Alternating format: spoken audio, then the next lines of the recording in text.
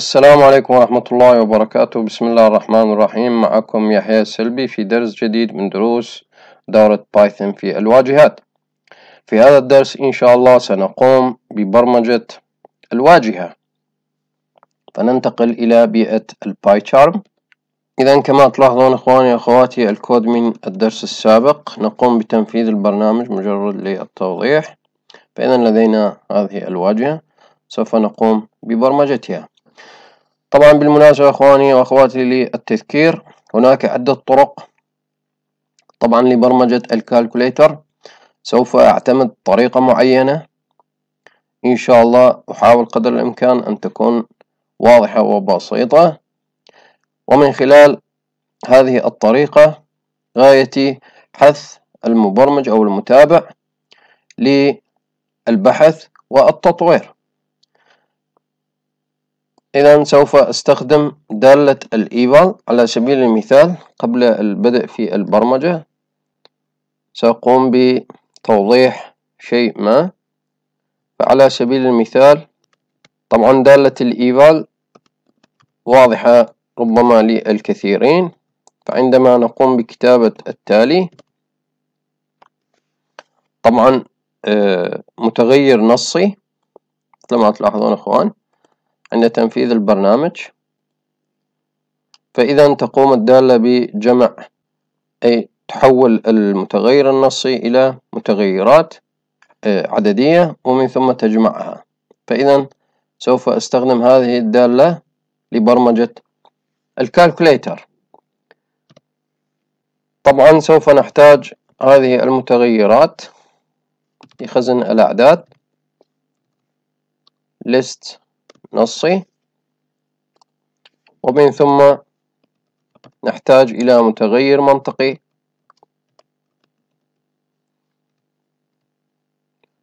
ونعطيها القيمة false. إذن سنقوم بإنشاء دالة لاستلام الأعداد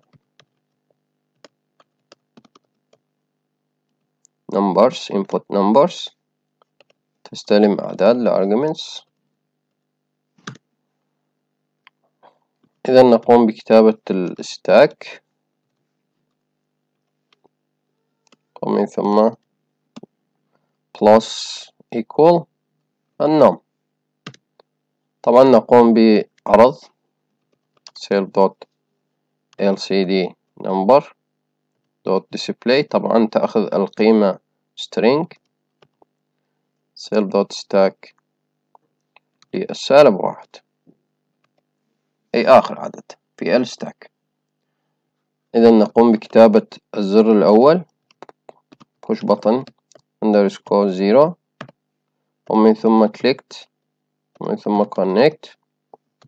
طبعا سوف نحتاج اللامدا هنا لأننا نمرر قيمة مع الدالة.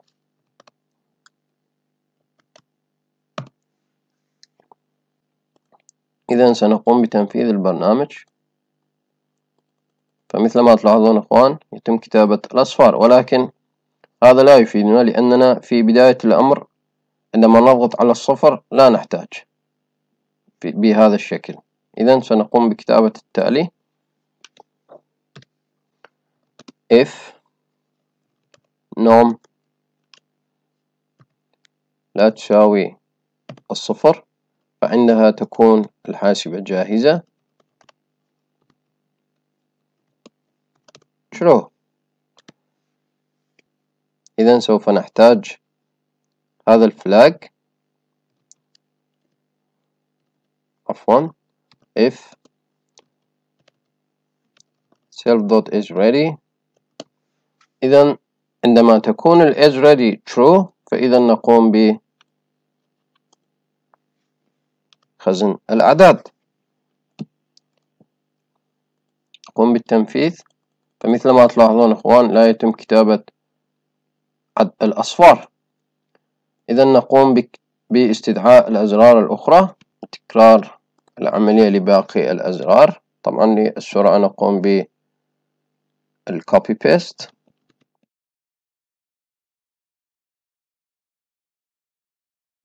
إذا سنقوم بتغيير أسماء الأزرار حسب ما قمنا بتسميتهم في النافذة. 4 5 6 7 ومن ثم سوف نحتاج 8 و9. نعم، إذن 8 و9. إذن هنا عند الضغط على الزر 0 نرسل 0، وعند الضغط على الزر 1 نرسل 1، وهكذا لباقي الأعداد.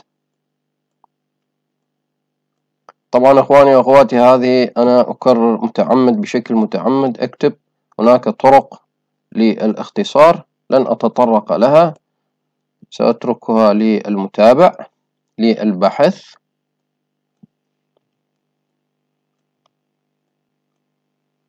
فإذا نقوم بتنفيذ البرنامج. فمثل ما تلاحظون أخوان عند كتابة الأعداد إذا تكتب. الآن أخواني سنقوم بعملية الجمع. طبعا سوف نحتاج دالة لاستلام عملية الجمع. فعلى سبيل المثال نكتب def get operator، إذا نسميها op. هنا أخوان عند استلام العملية، أي عملية الجمع أو الطرح أو القسمة، إذا نقوم كالتالي: self.stack.append ومن ثم للأوب. إذا نقوم باستدعاء العمليات الأربعة أيضا: self.pushButton add.clicked.connect ومن ثم اللامدا ومن ثم self.getOperator ونرسل عملية الجمع من addition. طبعا لباقي العمليات أيضا إخواني وأخواتي للسرعة سوف أقوم بالcopy paste.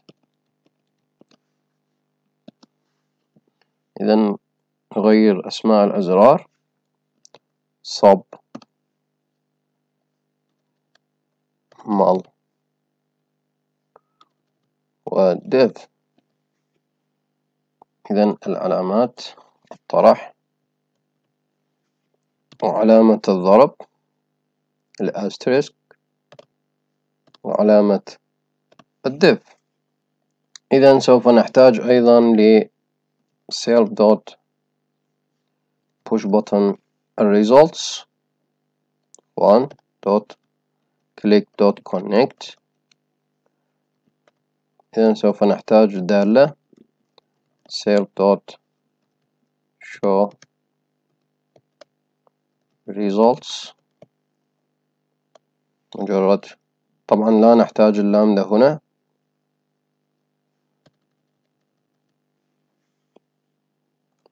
إذا سنقوم بإنشاء دالة لعرض results. إذا def show results. إذا نقوم بكتابة التالي. طبعا سوف نحتاج إلى تغيير results نعطيها متغير نصي طبعا افتراضي. إذا نقوم بكتابة التالي: for each in self.stack. إذا نقوم self.result each، أي نقوم باحتساب الأعداد الموجودة كلها في الستاك. إذا نقوم بعرض الريزلت في الشاشة. نقوم باستخدام الإيفال، دالة الإيفال self.results. طبعا هذه الدالة ترجع قيم عددية، أما الشاشة تستقبل متغيرات نصية، فإذا نقوم بإحاطتها بالstring. إذا سنقوم بتنفيذ البرنامج. فمثل ما تلاحظون عملية الجمع إخواني. طبعا هنا لدينا خطأ إخواني، لأننا لم نقم بتصفير results في كل عملية، فإذا نقوم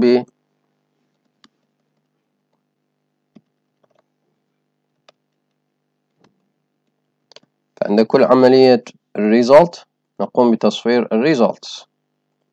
نقوم بتنفيذ البرنامج من جديد.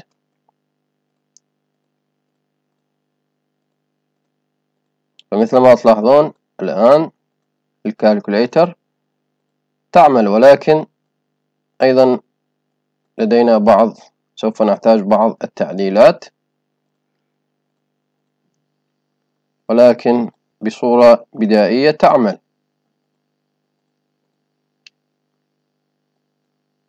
طبعا سوف لدينا الزر clear. إذا من الزر clear سوف نقوم بعملية الريسيت. إذا نقوم بكتابة دالة أخرى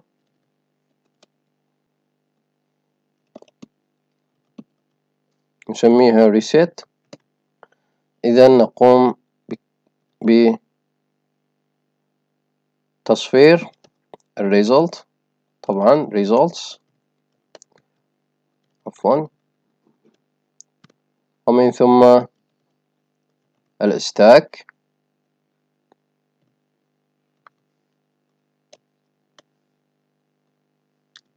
وأيضا سوف نحتاج لتصفير الشاشة أيضا .display الصفر.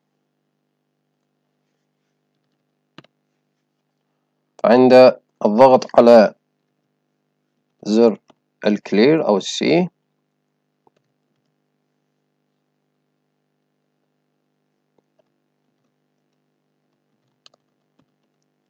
نقوم باستدعاء دالة الريسيت، طبعا بدون أقواس، لأننا لا نمرر أو لا نرسل أي arguments. إذا نقوم بتنفيذ البرنامج. عند الريسيت إخوان تلاحظون أننا قمنا بتصفير النتيجة.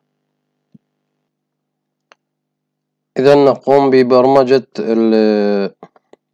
الفاصلة العشرية. سوف طبعا نحتاج إلى متغير، أيضا متغير آخر self dot، فنسميها decimal point counter، ونعطيها العدد صفر. وأيضا نحتاج إلى دالة def activate decimal point. طبعا هنا الدالة مجرد، طبعا يرجى الانتباه للمسافات إخواني وأخواتي، المسافات حساسة في لغة بايثون. فإذا مجرد نقوم باحتساب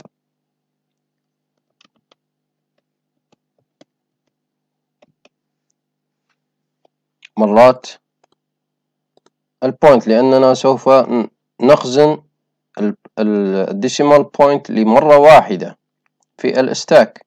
فإذا سوف نقوم بتعديل دالة الانبوت numbers. فعندما يكون الفلاج جاهز is ready، إذا نقوم بالتحقق if self dot decimal point يساوي 1، أي عندما تكون لمرة واحدة، إذا نقوم كالتالي: يخزن في الستاك.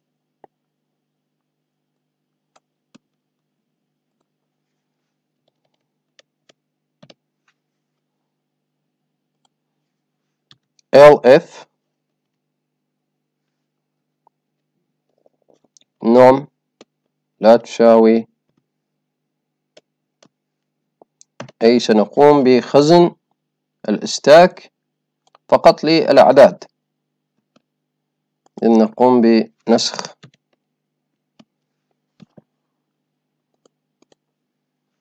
أخواني ومن ثم عرضها في الشاشة.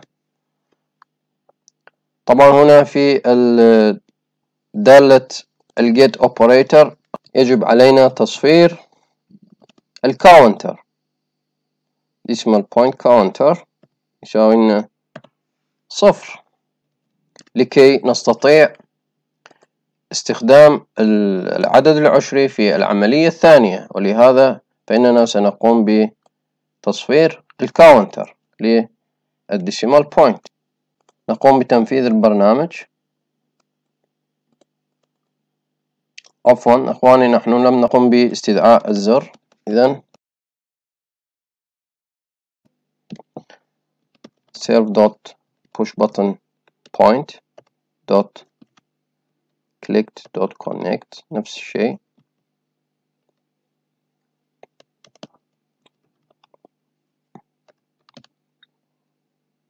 نقوم بإرسال البوينت، وأيضا عند الضغط على زر البوينت سوف نقوم بتمرير البوينت للإنبوت لمرة واحدة، وأيضا لاحتساب الكاونتس. إذن سنقوم أيضا بكتابة التالي، طبعا نكتبها في الأعلى.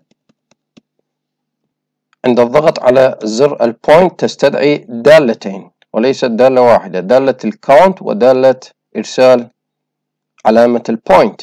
إذن .click.connect.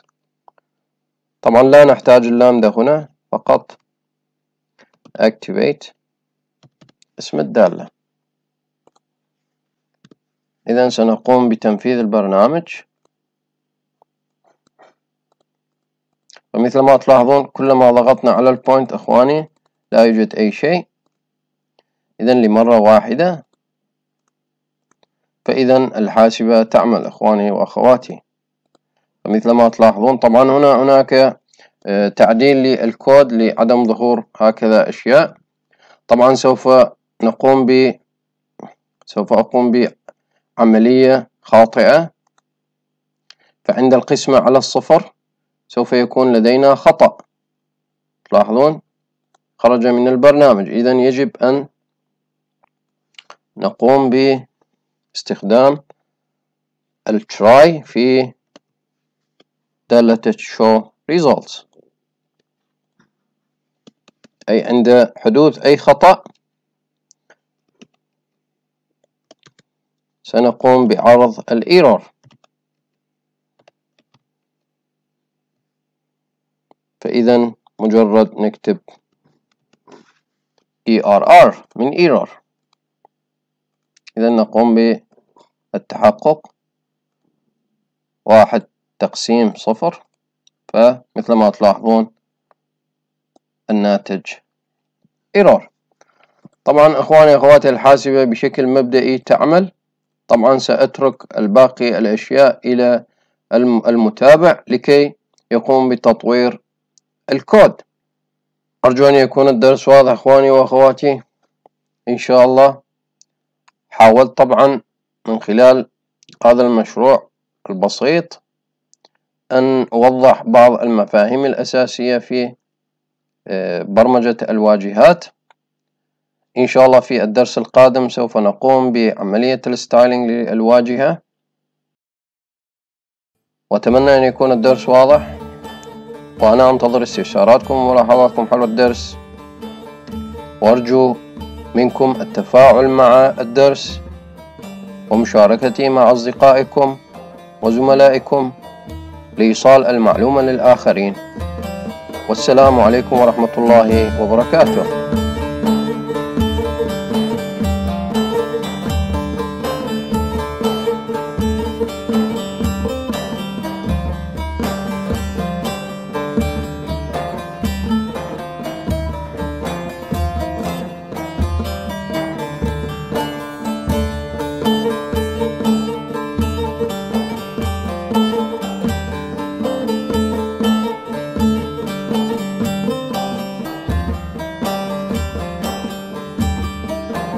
you.